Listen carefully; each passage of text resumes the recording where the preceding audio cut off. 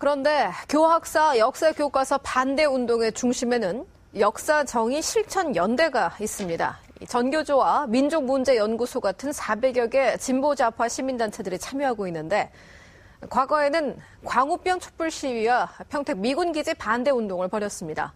이상배 기자입니다. 지난달 30일 이후 교학사 한국사 교과서를 채택한 고등학교 앞에는 어김없이 시위가 벌어졌습니다.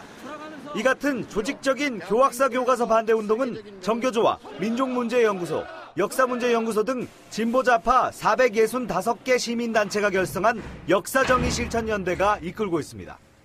교학사 교과서에 친일 독재 미화 이미지를 부각시켜온 민족문제연구소는 지난 대선을 앞두고 좌편향 논란을 일으킨 동영상 100년 전쟁을 제작 배포했고, 역사문제연구소는 개간지 역사비평을 통해 진보좌파 성향 역사학자들의 글을 대중에게 전달해 온 것입니다. 특히 역사정의실천연대 소속 150개 단체는 2008년 미국산 쇠고기 수입 반대 시위를 주도한 광우병 대책회의에 소속돼 활동했습니다. 이틀 전 경북 청송여고에서 시위를 벌인 청송군 농민회도 역사정의실천연대의 이름을 올린 전국 농민회 소속입니다.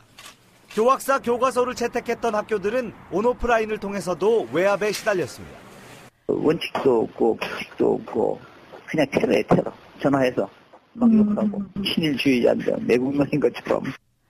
교학사 교과서를 복수 채택하겠다고 밝힌 서울 디지텍고에는 폭파 협박 전화 등 갖은 압력에 시달리고 있습니다. TV조선 이상배입니다. 네, 용감한 분 스튜디오에 모셨습니다. 전국에서 유일하게 교학사 한국사 교과서를 채택한 서울 디지텍 고등학교 곽일천 교장입니다. 안녕하세요. 안녕하십니까.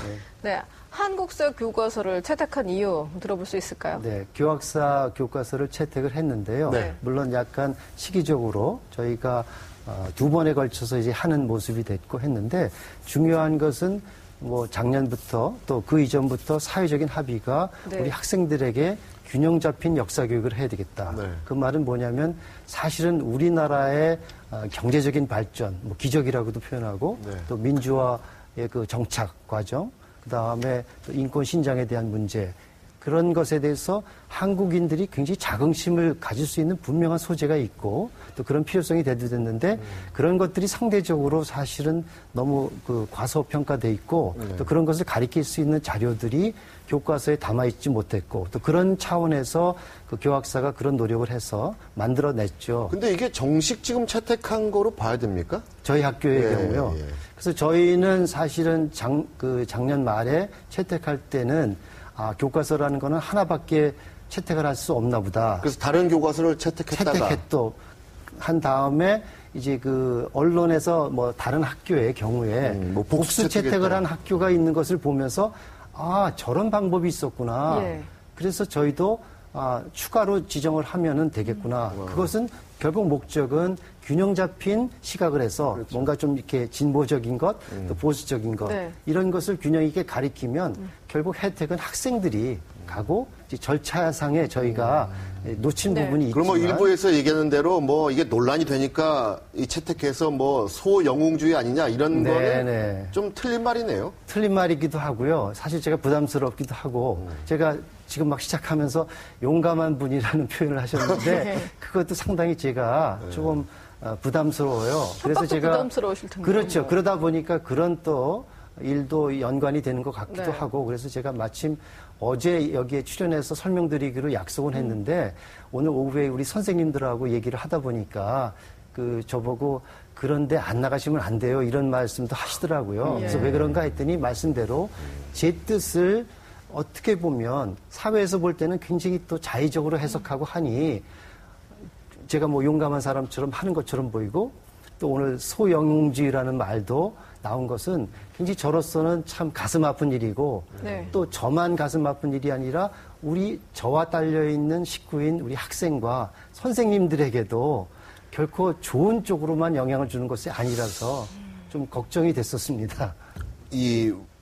뭐 외부 단체에 항의가 이어지고 있다 이런 얘기를 들었는데 어느 정도입니까?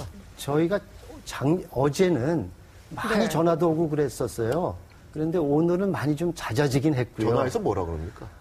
이게 뭐 매국노 학교다, 뭐 친일파다, 또 그런 식의 얘기죠. 네. 막 욕도 하고 그럽니까? 뭐 제가 전화를 안 받으니까 이제 문자로 욕을 하기도 하고. 핸드폰 번호도 네네. 공개됐습니까? 핸드폰 전화도 유출이 된 것 같아요. 그래서 이제 그런 것들은 좀 우리가 예절을 지켜야 될 것 같고 너무 언론에 제가 이렇게 충실하게 이렇게 하는 것이 저는 좋은 뜻으로 했는데 본의 아니게 학생들이나 우리 선생님들에게는 부담이 돼서 또 우리 학부모님들도 걱정을 하시고 그래서 제가 조금 더 신중해야 되겠다.